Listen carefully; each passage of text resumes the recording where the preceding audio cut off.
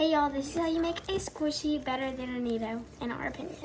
So the first thing we added in here was flour, baking soda, shampoo, and water, and I made like this very thick, like watery, like pancake mixture.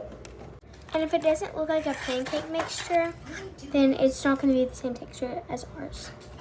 Like you can use any flour, any baking soda, any shampoo, and whatever water you use.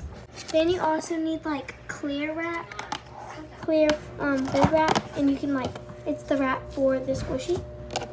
And then when you get the clear wrap, you want to have about like this much, so you can be able to like wrap the flour dough like over it. And then me and Kinsley made them earlier, but Kinsley's popped because she didn't really know how to do it, and I watched a lot of videos to make how to do it. So she got a lot, so she can make a bigger one like mine. But I'm gonna make like a mini size, like Neato kind of. So basically, I'm gonna try to make it like about this size, and this is my Neato baby ice cube.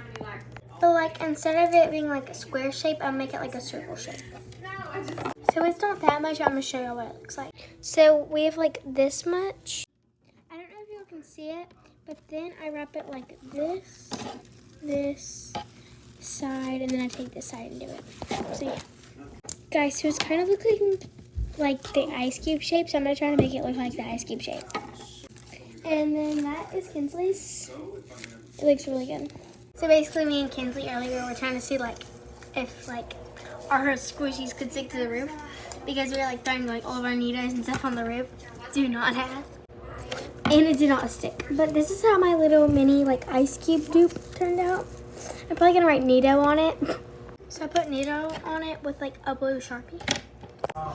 But yeah, this is it. Bye y'all.